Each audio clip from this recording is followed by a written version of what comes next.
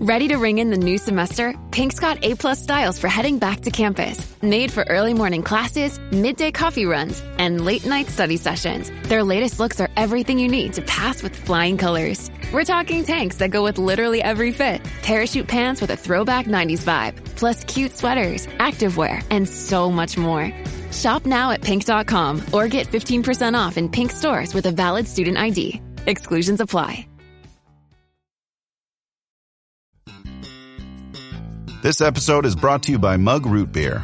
It's 3 p.m. on a Thursday. Too late for a coffee, too early for a beer. So you walk around aimlessly in search of a mysterious third beverage. That's when you hear it. The sound of the dog. The sound of Mug Root Beer. So drink Mug Root Beer if you got that dog in you.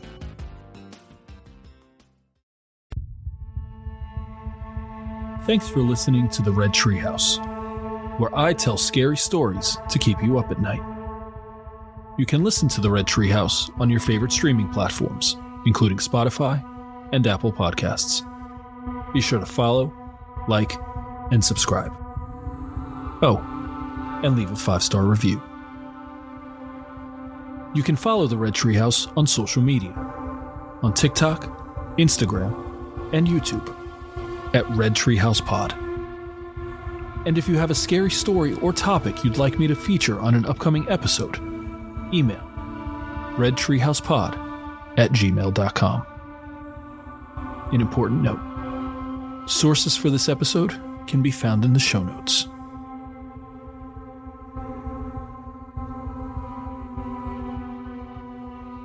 My goal in every episode of the Red Treehouse is twofold. First, to tell a good story that makes you think. And second, to scare the hell out of you while I tell it.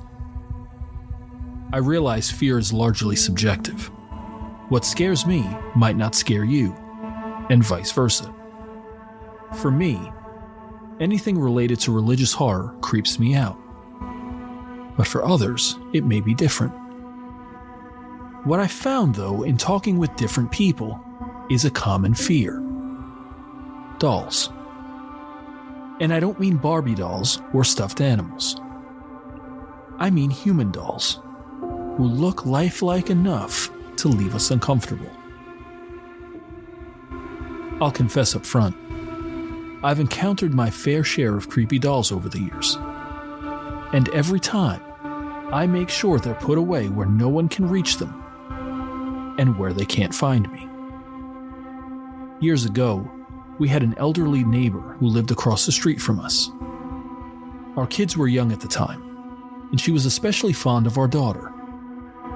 One day, while I was mowing her lawn, she invited my wife and daughter inside for lemonade and conversation. While there, she brought out a Kermit the Frog doll whose voice box was starting to go bad. Harmless enough. But then she commented that her deceased husband was also named Kermit, and that he often spoke to her, with a clear voice box, through the Kermit the Frog doll.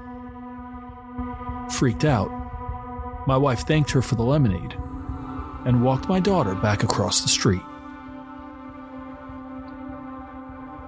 I get it. For some of you, dolls aren't scary. But let's think of it this way. Would you want a small, lifelike doll with glass eyes sitting on the chair in your bedroom? And if you woke up in the middle of the night, how would you react to seeing its silhouette outlined against the darkness of the room? Perhaps the scariest doll isn't the most well-known. Annabelle, the cursed doll from the vault of Ed and Lorraine Warren, and who inspired a series of movies, likely comes to mind. But another doll has the distinction of being the scariest and most haunted. Robert the Doll, who currently resides at the East Martello Museum in Key West, Florida.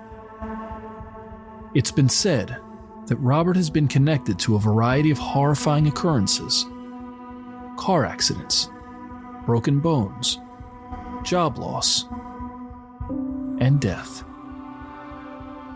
In this Halloween episode of the Red Treehouse, we're going to explore the origins and villainy of the scariest doll in existence, Robert the Doll. Is it possible for an inanimate object to be a conduit for evil spirits, even the devil himself?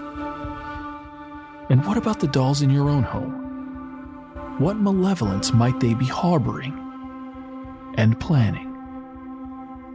I'll share the story. You decide for yourself. I'm your host, Will. Welcome to the Red Treehouse.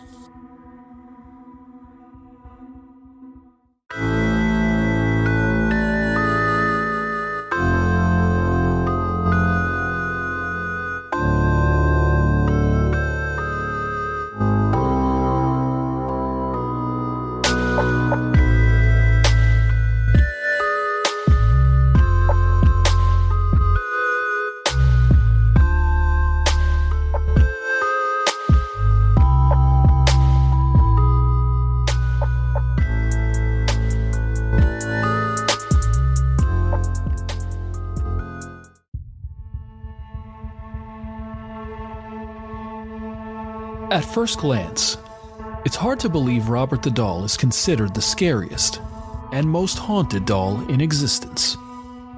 He looks so unassuming and normal. Though the decades have brought inevitable wear and tear, it's obvious he was, at one time, intended to be a children's toy. Dressed in an all-white sailor uniform, cap included, and holding a plush dog, the only thing scary about Robert the Doll is his weathered face. Now pockmarked and covered in nicks, scratches, and scars, Robert's face is a bit creepy. His mouth has taken on the shape of a sneer. His nose has been mostly rubbed down to a small nub. And his eyes resemble two dark holes. The story of Robert the Doll is rather ordinary and dates back to the early 1900s. A young boy, Eugene Robert Otto, was given a handmade doll by a servant who worked in the family's home. Eugene, who went by the name Gene, was 4 years old when he received the doll, and was so enamored with him, he named the doll Robert. Gene quickly attached to Robert and took him everywhere he went. They were best friends and inseparable. Gene treated Robert not as a doll or a plaything, but as a real person. One article reported, quote, "What people really remember is what they would probably term as an unhealthy relationship with the doll. He brought it everywhere. He talked about it in the first person as if he weren't a doll. He was Robert, as in he is a living entity," end quote. Inevitably, as Gene grew older, he got into small trouble, and often he would blame Robert for the mishaps. Initially, the family dismissed this as Robert trying to cast blame elsewhere, but over time, they noticed something was off about the doll. Gene first noticed something odd about Robert when he was 10 years old. One night, Gene was startled awake from a deep sleep. And when he awoke, he found Robert staring at him from the foot of his bed. Within seconds, Gene's parents were awakened by the sound of furniture moving in his bedroom, and Gene screaming for help. Gene's mother rushed to his bedroom door, which was locked. This was unusual because the door was never locked. After prying the door open, she found Gene curled up on his bed, screaming and crying. His room looked as if a tornado had swept through. Furniture overturned, toys scattered everywhere, and items strewn about the floor.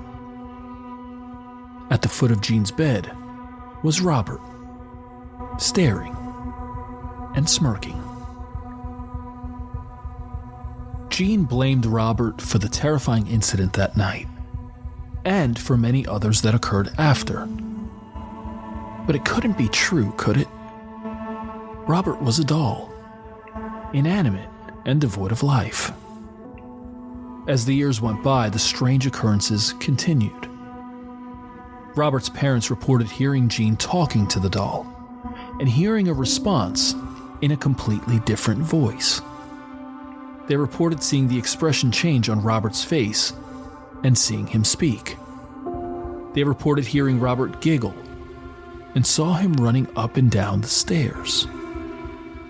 People outside the home reported seeing Robert move from one side of the window to the other. And Robert was attuned to conversations going on in the room, as he was reported to turn his head in the direction of those speaking. Eventually, Jean got married, and after his parents died, he moved back into their home with his wife. As they moved in, Jean put Robert in a room of his own, with a window overlooking the street. Jean's wife became increasingly uncomfortable with Robert and asked Jean to lock him in the attic. Eventually, Jean gave in to her request and placed Robert in the attic and locked it behind him. Within a few days, Robert became frustrated with being up there, and it was reported that footsteps could be heard in the attic, back and forth, back and forth. At times, visitors to the home heard giggling coming from the attic, and children reported seeing Robert staring at them from the attic window and mocking them as they walked past the house. Each time Jean heard a new complaint, he unlocked and went into the attic and found Robert sitting as he originally placed him, in the rocking chair facing the window. Eugene Robert Otto died in 1974, and eventually a new owner bought the home and moved in with her 10-year-old daughter.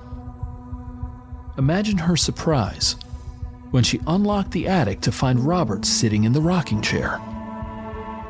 Her surprise and delight quickly turned to fear, though, as she reported that Robert was, quote, alive and wanted to kill her, end quote.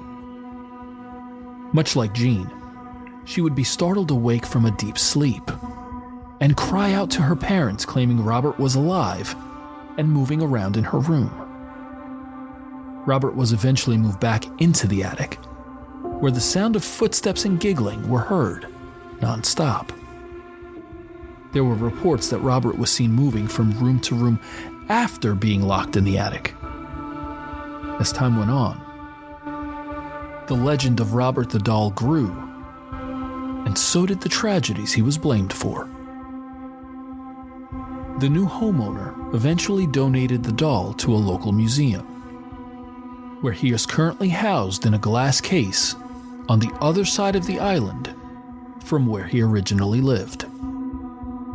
Visitors to the museum have reported seeing Robert's chest move up and down as if taking deep breaths, feeling something touch their knee, and mysterious orbs surrounding Robert in photographs. Museum staff reported malfunctions with cameras and other electronics in the room where Robert is displayed. Some have claimed the malevolent spirit that possessed Robert also followed them home after their visit with him. He has been blamed for divorce, job loss, and at least one death. According to the website ghostkeywest.com, quote, though it is rare for a death to be attributed to Robert the doll, it has happened. A Key West ghost tour guide had the image of Robert the doll tattooed on his arm and died shortly after it was completed, end quote. It is said that visitors should be careful how they speak to Robert and avoid disrespecting him, as doing so invites calamity into their lives. But where did this malevolent spirit come from? There are some who think the evil originated with the servant who gave Robert to Jean back in the early 1900s. It is believed that she cursed the doll with voodoo and black magic as revenge for her mistreatment. We'll explore black magic and voodoo in upcoming episodes of the Red Treehouse. But for now, it's important to know the belief is that the servant cursed the doll and not specifically the family, which may explain why Robert continued to terrify successive owners and museum guests. Since being donated to the museum in 1994, Robert has become a world-renowned phenomenon and must-see tourist attraction. The website GhostCityTours.com describes his current setup. Quote, "At the museum, Robert sits propped up on a wooden chair. Behind him, pinned to the wall, is the warning sign, 'Don't photograph,' followed by a list of Robert's mischievous deeds. But not everyone heeds the warning, and they sneak a picture of him anyway. That explains why surrounding the warning sign are dozens of apology letters from people all over the world asking Robert to stop the madness he's unleashed in their lives." End quote. One apology letter reads, quote, "Sorry I did not ask out loud to take your photo. Since then, my husband lost his diamond out of his ring. I tore my rotator cuff, and my daughter's wedding was canceled. All happened before I returned home. Please stop the curse. I am truly sorry, and life is hard enough." End quote. In addition to the apology letters, Robert receives letters of adoration, gifts, money, candy, and occasionally drugs. It seems folks want to get on his good side to avoid activating his evil side. Earlier I mentioned my neighbor showing my wife and daughter her Kermit the Frog doll that she used to communicate with her deceased husband. What I didn't tell you is that she also gave my daughter a porcelain doll that she pulled out of the trash because the doll, quote, "wouldn't like that," end quote. Like Eugene Robert Otto, we put that doll in the attic. Before selling the house, we had our air ducts cleaned out. And you can imagine our confusion and terror when we found the doll, along with one other doll, pulled up from the ductwork. On the last day before we moved out, I put the doll in the attic, where I hope it remains to this day. As we close this episode of the Red Treehouse, I'll admit I don't know for sure if Robert the doll is haunted, or if the strange occurrences were imagined or entirely made up. But like so many other things, it's the uncertainty that leaves room for the paranormal and supernatural. We're still left with these lingering questions. Is it possible for an inanimate object to be a conduit for evil spirits, even the devil himself? And what about the dolls in your own home? What malevolence might they be harboring and planning? I've told you the story. Now you decide for yourself. I'm your host, Will. Thanks for joining me in the Red Treehouse.